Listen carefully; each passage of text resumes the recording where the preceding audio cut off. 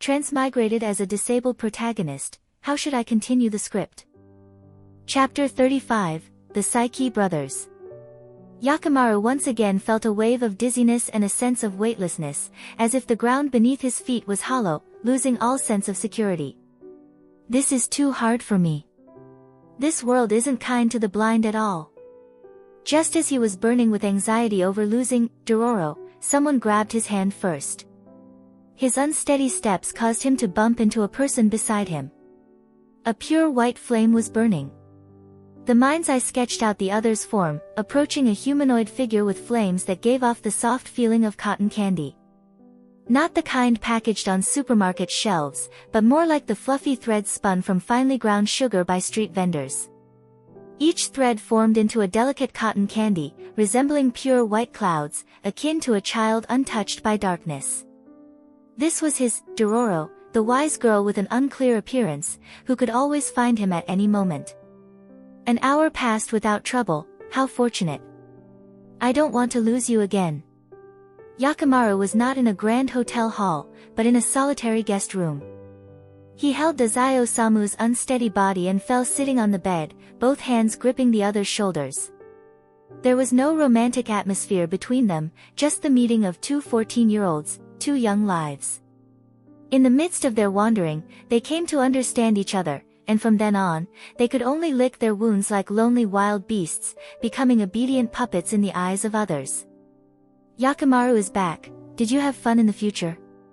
The feeling of lost and found again, Tezuka Osamu also felt it.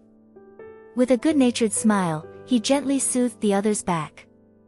There was no smell of fresh blood, nor was there a sensation of any wounds. The Vongala family initially stated that the 10-year bazooka exchange would last 5 minutes, but this time the exchange lasted for approximately an hour, far exceeding everyone's expectations here. Tezuka Osamu once believed he had fallen into a trap and was about to lose his Yakimaru and harbored resentment towards the Vongala family.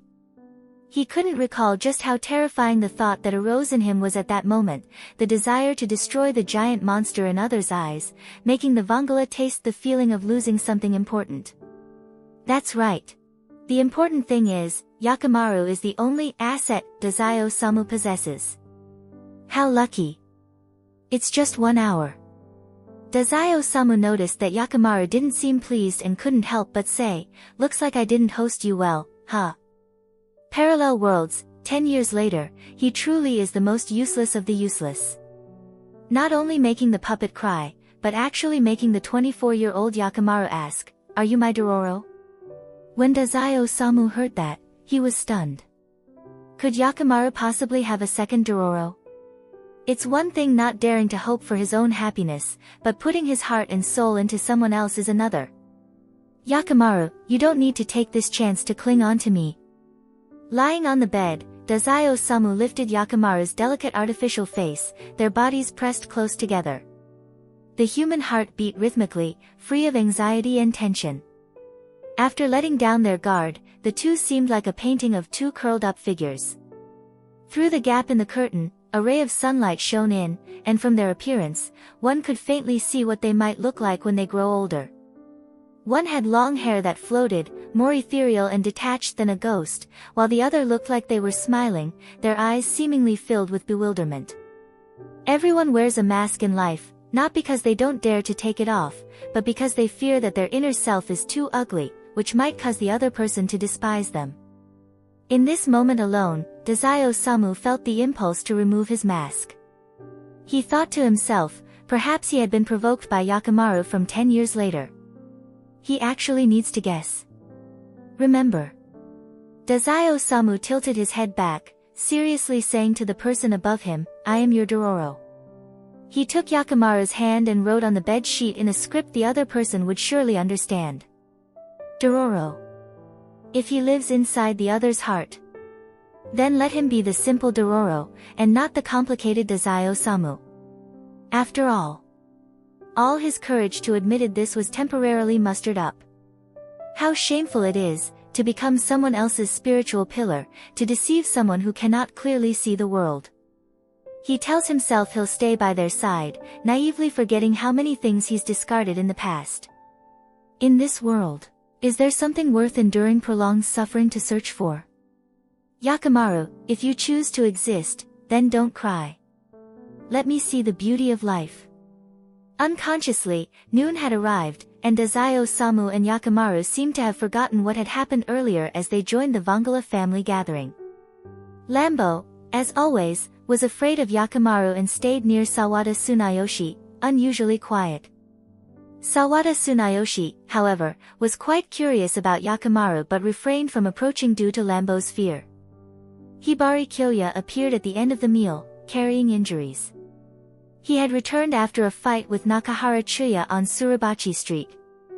His fighting spirit and pride were not diminished, in fact, he fought with increasing ferocity. It's very simple. After seeing Nakahara Chuya's full-power corruption force explosion, he immediately made the other party his target. If it can be defeated in an instant, it's not called a target. After a moment, his phoenix eyes suddenly glanced toward Yakimaru. Oh! Another carnivore. Tezuka Osamu ignored the newly arrived Hibari Kyoya and placed food on Yakimaru's plate. Yakimaru instinctively tried to push away the mask on his face, but Tezuka Osamu gave his right leg a small kick under the table. Yakimaru, alright, I forgot I have a mouth and a tongue. He ate while strangely touching his face without drawing any attention, his expression indifferent, opening his mouth to eat something. Eating on one side while remaining completely unruffled.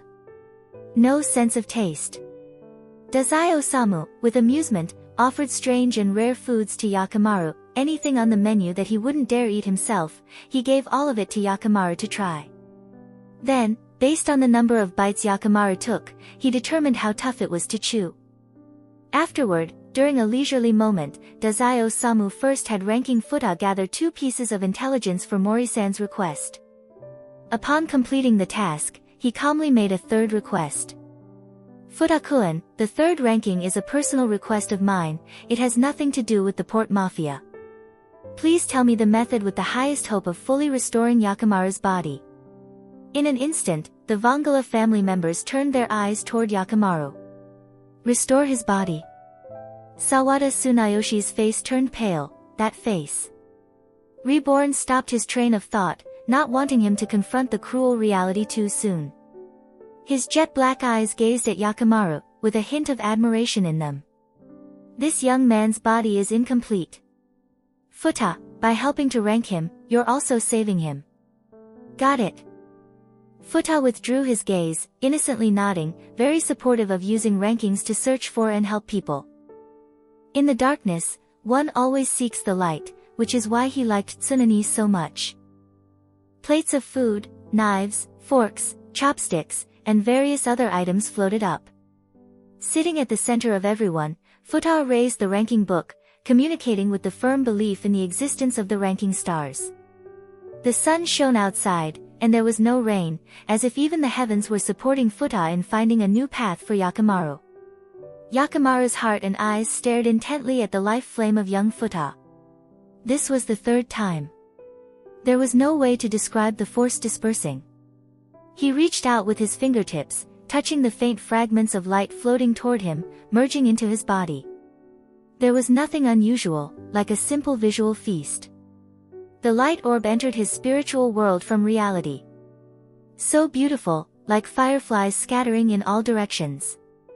Yakimaru wanted to touch the fragments of light again. Futa cheerfully shouted, "Can you see this star ranking, big brother?" Those who are destined to see the star ranking will definitely be able to see the light within. The ceiling and glass windows obstructed the view, making it impossible for Yakimaru to perceive the source of the ranking power. He stood surrounded by countless fragments of light, with a faint glow reflecting deep within his pupils. Without further distraction, Futa recited the ranking he saw. The one most likely to restore Yakimaru completely, ranked 3rd. Byakuran Gesso. 2nd place. Saiki Kusuke. 1st place. Saiki Kusuo. The top 3 most hidden individuals in this world have instantly shed their cloaks, and it turns out that the 1st and 2nd place might even be related. The cameras in the hotel and dining area are so small they can barely be detected as they move. As for the 3rd place, Byakuran Gesso, who was studying in Italy, suddenly felt a chill run through his body, and even the taste of his cotton candy dulled. According to the timing, I shouldn't be under surveillance. He opened a new flavor of cotton candy, sitting in the classroom with a gloomy expression. I'm just a good student who follows the rules, not planning to destroy the world, nor aiming to dominate it. So why is my world so many times more dangerous than other parallel dimensions? The silver-haired boy's deep eyes were cold, as if he saw through the essence of the world. But he did not dare to look. There are some things that, if seen, will lead to death. In front of him was a space-time monster, behind him something indescribable, forcing him to awaken memories from parallel timelines. The obedient and reserved Byakuran could only look on with disdain at the more powerful Byakuran Gesso, taking pleasure in his misfortune.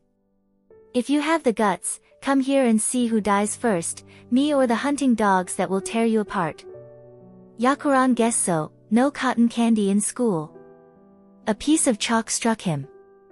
Mafia Academy's fearsome teacher, with a terrifying aura, looked at the student whose physical capabilities were similar to his. The academic achievements were remarkable. The heir of the Gesso family, Byakuran Gesso, sat at his desk, letting out a pitiful plea for mercy. I couldn't hold it in. It won't happen again. There were no cameras in the school's classroom, but Byakuran Gesso accidentally noticed something outside the window.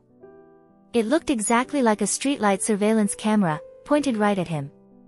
Byakuran Gesso. Impossible, where could I have been exposed? In a deeply hidden laboratory in England, a blonde youth, ranked second on Futa's list, picked up a helmet and put it on, isolating himself from the strange and rare forces of the outside world. He spoke in a grim tone. As expected, superpowers and abilities like that are just cheating. Only science can be trusted. Saiki Kuzke had always been searching for the mastermind behind the time-space monster crimes. After conducting an investigation, he discovered that in Yokohama, Japan, he had finally found the culprit responsible for causing his younger brother to drift around, forced to leave their parents. However, after finding him, Saiki Kuzke realized one problem: how did the other party manage to survive the pursuit of the time-space monster? He has no interest in the damaged body parts of humans, or perhaps he has no interest in anyone outside of his own family. He is completely a scientist in his thinking, so cold that he no longer considers himself human. Eyes? Vision? After easily finding Byakuran Gesso, Saiki Kuzke quickly began calculating the weaknesses of the time-space creature. Through surveillance, it has been identified as a species that does not exist in the same dimensional plane, resembling a hound or bat. It cannot be looked at directly, cannot be touched, its entire body is coated with an unknown deadly poison. It attacks indiscriminately across time and space, and in a single day, it can traverse 100 million years on the timeline. Kusuo's clairvoyance and petrification have no effect on the monster, which means that its appearance in front of us is some sort of phenomenon rather than a real entity. Proceed with the first hypothesis to kill. Based on the calculation results, a specialized weapon for attack must be developed. Saiki Kuzke, filled with excitement, completely ignored his little brother who didn't get to eat any coffee pudding and started researching the new weapon. However, the research and development of the weapon would take years. He is incredibly dense. To the point where, over in Yokohama, this was only a monitoring duty. Saiki Kuzke treatment towards Tezuka Osamu's puppet, or Yakimaru fought against evil beings and the demon god entirely overlooked. After collecting the energy data of the ability, no longer human, and Yakimaru's body data, he became deeply engrossed in research, dedicating his life to defeating various superpowers for the sake of his younger brother. Because of this, Saiki Kuzke successfully deviated from the shortcut, running 1,000 loops toward the most difficult path of research and invention. How to avoid the hounds of Tindalos is the final exam question for the Transmigration Department interns. Yakimaru knows it. Chapter 35 End.